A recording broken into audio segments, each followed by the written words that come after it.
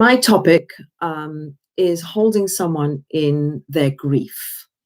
During the pandemic that we're all experiencing, along with that comes a lot of loss. We've lost our lives as we know them. We've lost our jobs. We've lost our sense of what will be in the future. We've lost certain plans that we had, travel plans, work plans, businesses, jobs, relationships. There's a lot of loss that we're experiencing. And as much as we speak about the desire to be grateful and to look for the silver lining in everything that's happening, at the same time, the paradox of our situations is that we are really experiencing losses, and there's a grief experience that we're all going through. And what I want to speak about is loss pertaining to the loss of a loved one, of a relationship, of a person, through death or through other kinds of losses. I want to talk about that kind of loss, even though it can be extrapolated out to the losses that we experience by losing these other things in our lives that we've lost: our jobs, our future, our sense of control, our sense of what to expect, etc., etc. So as much as I'm talking about grief, about losing a loved one, it can be used as a paradigm for holding the losses that we're all experiencing. So grief is a natural, normal human experience. It's a primary emotion that comes from this sense of loss. I'm going to quote Earl Grolman, who says that grief is not a disorder, a disease, or a sign of weakness. It's an emotional, physical, and spiritual necessity, the price you pay for love. The only cure for grief is to grieve. So, to coin the phrase that Dr. Edith Eva Eger spoke about in the book The Choice, she uses this adage saying that the antidote to depression is expression, and being able to express our feelings, be able to have permission to acknowledge that this is what we're going through, and to be not judged is what people are seeking. So as a mentor, as somebody who might be paying a Shiva call via Zoom or in person, not in person anymore, but right now it's via Zoom, the goal of our holding another person in their grief is to give them the space, to hold a safe space for people to express the feelings that they're feeling without judgment, to acknowledge that they're going through something that's very real. And grief, like snowflakes, no two expressions of grief or ways in which people experience grief are the same. Snowflakes are unique.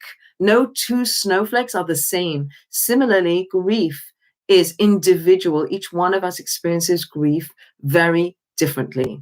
And as much as there's many, many books written about the stages of grief, et cetera, I'd like to suggest that just like a snowflake is unique, so the expression of grief, the timetable of grief, and the various stages that a person goes through are unique to each individual. So if we're holding somebody in their grief, then we come with a certain amount of humility. We come with an ability to say, I want to listen to you. I want to understand you. I want to connect to you. You've lost love. You've lost connection. And I can give you love, and I can give you connection. And the best way to do that is without judgment, is without me pontificating about why this is happening, just to be silent and to listen.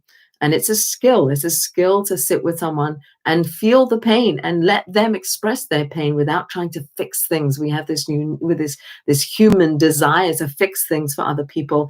And I think with grief, we need to recognize that grief is sort of like an arrow, and it's heading somewhere, and we don't know what the target is, but we want to be there with you when that arrow is being thrown. So I'm going to hold you. I'm going to be with you as the waves crash in, as you go through, as a person goes through the experiences of pain and change and loss, and go through those emotions that they need to express. The way to express your grief is the way through the grief. So I come and I sit in a Shiva house. I want to listen to you. I don't want to tell you anything. I don't want to tell you about my losses.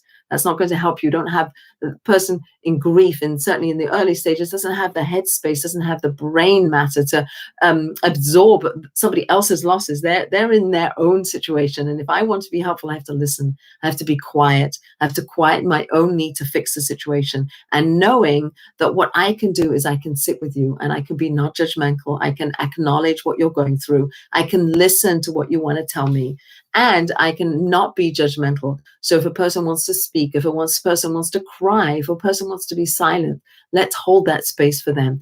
And understand that sometimes people express their grief in other ways. They might express it through writing. They might express it through going outside and taking a walk, or by gardening, or by dancing, or by painting, other forms of expressing the feelings that they're holding inside.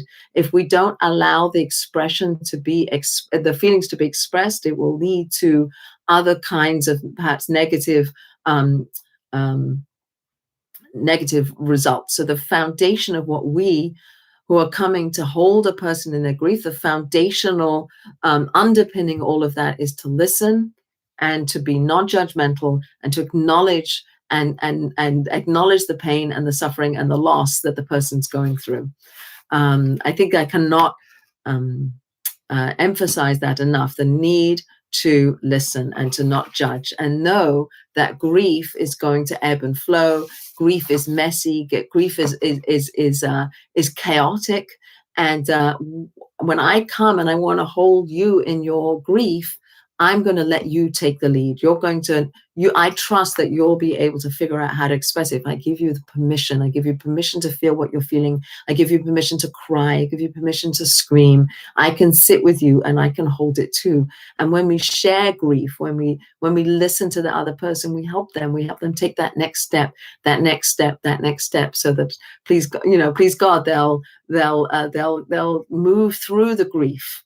And it will be more manageable as time goes on. So a way to synopsize all of this is that if we want to come and we want to help another person in their grief, what we need to do is we need to be silent. We need to have humility that we don't necessarily know the answers of how to fix the problem for you, that I'm going to acknowledge what you're going through. I'm going to be non-judgmental. I'm going to be open-hearted. I might cry along with you. I feel what you're feeling. I'm going to focus on what you want to tell me and how you want to tell me that. And I'm not going to try to fix it. I'm not going to pontificate and explain why you're going through what you're going. I'm not going to lecture. I'm not going to teach. I'm not going to tell you my story. I'm going to let you take the lead and allow you to share with me what you want to share. And in that way, we will help the other in their grief.